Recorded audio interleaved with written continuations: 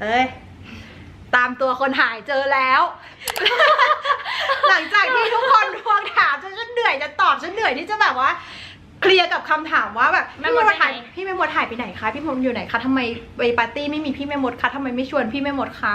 ได้เวลาแล้วค่ะทุกคนดิฉันตามตัวมาแล้วค่ะวันนี้ก็เลยมาจะแถลงการตอบคำถามว่าพี่แม่มดหายไปไหน พูดไปเลยหายไปไหนหน้านั้นแม่มดมีการทำแบรนด์ซึ่งแบรนด์ก็คือมาเวกาเป็นแบรนด์แรกที่แม่มดทำซึ่งจริงๆก็คือมีต่อยอดกันอีกเยอะแยะมากมายแต่ก็เอาเป็นว่าแม่มดเอาเวลาไปโฟกัสในส่วนของตรงนั้นด้วยนะคะหลังจากที่แม่มดเริ่มทำแบรนด์แล้วทำรู้สึกว่าเราค้นพบอะไรที่ อยู่ยังอยู่เราค้นพบอะไรที่เราชอบที่อยากจะทำอีกเหมือนกันเพราะฉะนั้นวันนี้มดก็เลยจะมาบอกทุกคนว่าวันนี้มดอาจจะไม่ได้อาจจะก็คือแม่มดกับนินนะคะ ดีไซน์ว่าจะไม่ได้ทำงานร่วมกันแล้วเนื่องจากแม่มดอยากจะเอาเวลาไปโฟกัสกับสิ่งที่มดชอบแล้วก็พอเริ่มทำเรารู้สึกว่าสิ่งนี้มันเป็นสิ่งที่ใช่เมื่อก่อนต้องบอกก่อนว่าเราสองคนก็คือมีงานเดียวคืองานแบ็คลิสต์พอแม่มดเริ่มทำอย่างอื่นแล้วก็นินก็จะมีแพลนของตัวเองด้วยเราก็จะมีเวลาไปโฟกัสกับอย่างอื่นซึ่งมดต้องพูดตามตรงว่าที่ผ่านมาพอเราไปโฟกัสกับอย่างอื่นแล้วมันทำให้งานในส่วนของแบ็คลิสต์ของแม่มดไม่เต็มที่เพราะฉะนั้นด้วยความที่เราสองคนก็มาตกลงกันในเรื่องของงานว่าเราจะเอายังไงกันดีเพื่อไม่ให้มีผลกระทบในอนาคตงั้นเราก็คงจะต้อง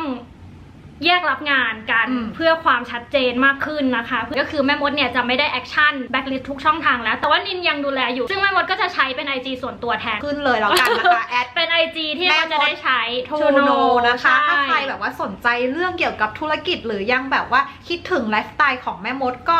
ให้ติดตามแม่มดในช่องทางนั้นคือเราสองคนอะในความเป็นเพื่อนเราก็คือยังคงเป็นเพื่อนอยู่มิตรภาพอะไรคือไม่ได้มีปัญหากันเลยเพียงแต่ว่าพูดซะว่า Backlist Secret คือองค์กรหนึ่งแล้วกันแล้วพอเราทำงานมาอยู่ในจุดหนึ่งแล้วอะการเปลี่ยนงานไปทำงานที่ตัวเองสนใจหรือต้องการอยากจะทำจริงๆมันเป็นเรื่องปกติเพราะฉะนั้นอันนี้ก็คือเป็นจุดที่แม่มดรู้สึกว่าทำงานกับ Backlist Secret มา10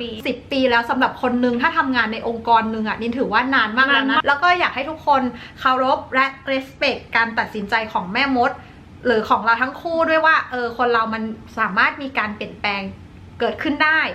ยอมรับว่าระหว่างทางที่เราทำงานกันมาด้วยกัน2 คนอะเราไม่เคยคิดถึงว่าจุดนี้มันจะมีจุดทางแยกทุกครั้งเวลาเราไปสัมภาษณ์ทุกคนจะถามตลอดเลยว่าและคิดว่าจะทำกันนานถึงแค่ไหนจะทำกันอนาคตเป็นยังไงแล้วว่าเราก็ไม่ได้imagine หรือว่าวางแผนตรงนี้ไว้เลยก็บอกว่าก็จะทำไปเรื่อยๆจนกว่าจะถึงที่สุดและอันนี้ก็คืออาจจะเป็นจุดที่สุดของแม่มดแล้วก็คือแม่มดต้องมีสิ่งอื่นที่จะต้องไปโฟกัสให้มองว่าเรา2 คนอะเติบโต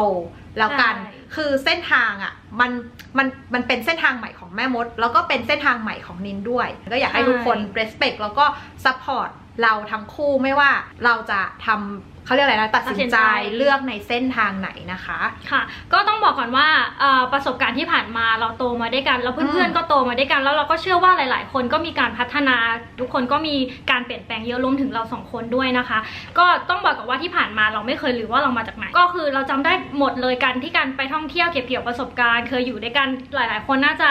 ยังจำได้ตั้งแต่สมัยบ้านนอกเข้ากรุงอะไรเงี้ยก็คือเป็นประสบการณ์ที่ดีที่จะพาเราเติบโตไปอีกขั้นหนึ่งซึ่งเรา2 คนหรือว่าทุกๆคนเราก็น่าจะทราบกันอยู่แล้วว่าไม่มีใครอยากอยู่กับที่เราก็อยากจะพัฒนาไปเรื่อยนินก็อยากจะพัฒนาเราก็อยากจะพัฒนากันไปเรื่อยๆเราไม่อยากให้เพื่อนทุกคนมองว่านี่คือจุดจบของ Backlist Secret แต่ให้มองว่าเป็นซีซั่นใหม่ของเรา2 คนแล้วกันหลายๆคนอาจจะติดตามเราอย่างที่บอกว่าตั้งแต่บ้านนอกเข้ากรุงอ่ะอันนั้นเป็นซีซั่นแรกซีซั่นต่อไปคืออะไรเป็น Backlistเข้ากรุงหรืออะไรก็ว่ากันไปแล้วตอนนี้มันคือซีซั่นใหม่ของเรา2 คนแล้วนินก็อยากจะเติบโตในแง่ของการทำแบบว่าวิดีโอท่องเที่ยวพัฒนาให้มันดีกว่าเดิมเพราะว่าตัวนินก็ยังมีแพชชั่นกับการทำงานวิดีโอนินก็เลยก็ยังจะคงอยู่ใน Backlist Secret จะเป็นในเวอร์ชั่นที่เป็นในแบบของนินส่วนแม่มดก็จะเติบโตในทางของแม่มดในเวอร์ชั่นที่อยากจะไปโฟกัสการทำแบรนด์หรือการทำธุรกิจจริงๆแม่มดก็อยากจะไม่อยากให้ตรงนี้มันเป็นเรื่องเศร้าเพราะจริงๆแล้วมันเป็นเรื่องที่น่ายินดีสำหรับเรา2 คนที่จะเติบโตกันไปอีกขั้นหนึ่งนะคะแล้วก็เรารู้สึกว่า Backlist อะมันไม่ใช่ถึงเรา2 คนจะสร้างกันมาแต่ความเป็น Backlist มันคือความเป็นเพื่อนซึ่งวันนี้ที่เรามาอธิบายทุกคนฟังมันคือเรื่องงานที่เราไม่ได้ทำด้วยกันแล้วแต่ความเป็นเพื่อนก็คือยังมีอยู่ก็จริงๆมันเป็นเรื่องดีเพราะว่ามดรู้สึกว่ามดก็ อาจจะอัปเดตต่างๆในส่วนของมดเองมุมนึงอย่างเช่นพูดถึงเรื่องแบรนด์ที่แบรนด์ส่งมาให้เรา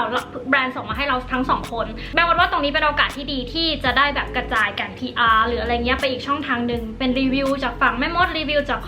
กฝั่งนินอะไรเงี้ยค่ะก็ถือว่าการเติบโตตรงนี้แม่มดถือว่ามันเป็นเรื่องดีขอบคุณเพื่อนๆมากๆจริงๆที่แบบว่าคอยซัพพอร์ตเรามาตลอดเห็นเราตั้งแต่เป็นแบบสาวบ้านนอกเข้ามาในกรุงเทพจนถึงวันนี้ที่เราเติบโตนั่นแหละค่ะก็อยากให้เพื่อนๆติดตามซีรีส์ต่อไปของเราซีซั่นใหม่ของเราจะเป็นยังไงจะเด็ดแค่ไหนในเวอร์ชั่นเราที่เติบโตมากขึ้นมีวุฒิภาวะมากขึ้นนะเป็นเพื่อนของเรายังอยู่แค่วันนี้อยากจะมาเน้นย้ำอีกทีละกันว่าอาจจะไม่ได้ทำงานด้วยกันแล้วก็รับงานแยกไปเพื่อความชัดเจนแล้วก็นั่นแหละค่ะเพื่อไม่ให้เกิดผลกระทบกันในอนาคตคิดว่าทุกคนที่เติบโตมากับเราก็คงจะเข้าใจในการ make decision ของเราในครั้งนี้เนาะขอบคุณเพื่อนๆอีกครั้งนะคะก็แหละไว้เจอกันหวังว่าถ้าสมมติแบรนด์แม่มดคลอดแล้วเดี๋ยวนินจะต้องไปทำบล็อกทัวร์ใช่เดี๋ยวก็ถ้าเกิดว่ามีโอกาสจังหวะดีๆก็อาจจะแบบไปโผล่ในช่องแบ็คลิสต์อีกเหมือนเดิมจะบอกว่าแบบคลิปนี้เป็นคลิปสุดท้ายก็แบบไม่อยากพูดว่า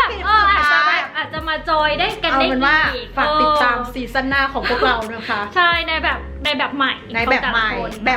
แบบสับนะคะ